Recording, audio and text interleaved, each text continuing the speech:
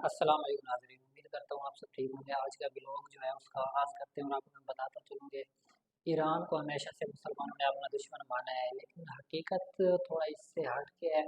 क्योंकि अब कुछ लोग मेरे खिलाफ बातें करेंगे। मैं आपको बता दूँ, ईरान से अगर देखा जाए तो ईरान के अंदर कोई मेरे रिश्तेदार नहीं बैठे हुए तो मैं ईरान की सपोर्ट करता हूँ। लेकिन जो बात हकीकत है, जो सच है, उसको आपको तस्लीम करना चाहिए। यहाँ पर 57 इस्लामी ममालिक हैं, ठीक है। 57 इस्लामी ममालिक में से सिर्फ ईरान ऐसा मुल्क है जो इस वक्त सीरिया के अंदर शाम में जो जुल्म हो रहा है उसका साथ दे रहा है। मैं आपको बता दूं कि आपको पता होना चाहिए, कुछ दिनों से जो है सीरिया के अंदर और शाम के अंदर इतना जुल्म बढ़ गया है, मुसलमानों को मारा जा रहा है, वहाँ पर कब्जे किए जा रहे हैं। और बाकायदा इसको एक ये कहा जा रहा है कि 50 साल से वहाँ पर जो हुक्मरान बैठा हुआ था वो जुल्म करके आया था।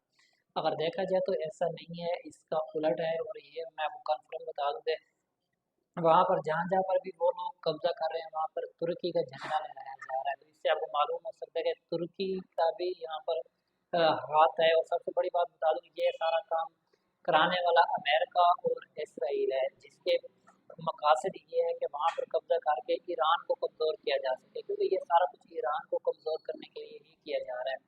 तो ईरान की तरफ से जो बहुत बड़ा ऐलान किया गया है वो यही है, ईरान कहता है कि अगर सीरिया की फौज हमसे हथियार चाहती है, हमारी फौज चाहती है, तो हमारी तरफ से हर चीज़ सीरिया के लिए आम है, वो जब चाहे जिस टाइम चाहे दिल करे ले सकती है।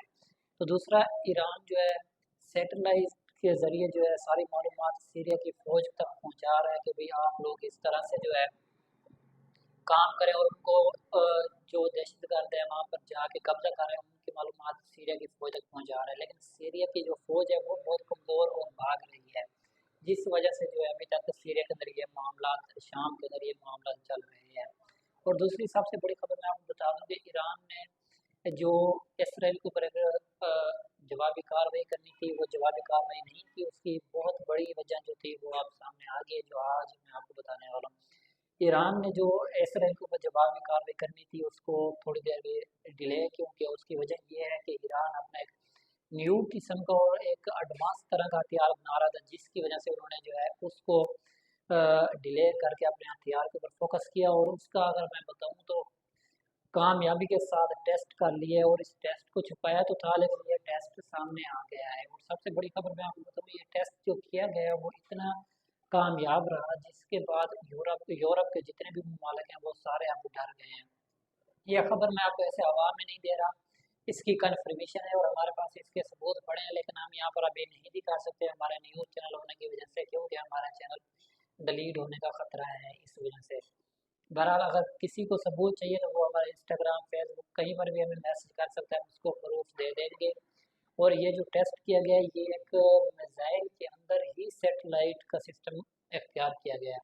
तो अब से इसका फ़ायदा ईरान को ये होगा कि अगर ये जहाँ पर भी हमला करेगा तो जैसे ही वो हवा में मिसाइल जाएगा तो उसकी सारी मालूमात पीछे जो है वो सुकून से सेटेलाइट के ज़रिए, जैसे देखा जाता है कि कौन सी जगह पे कितने हथियार पड़े हैं, क्या कुछ सारी मालूमात सेटेलाइट के ज़रिए ही ली जाती है।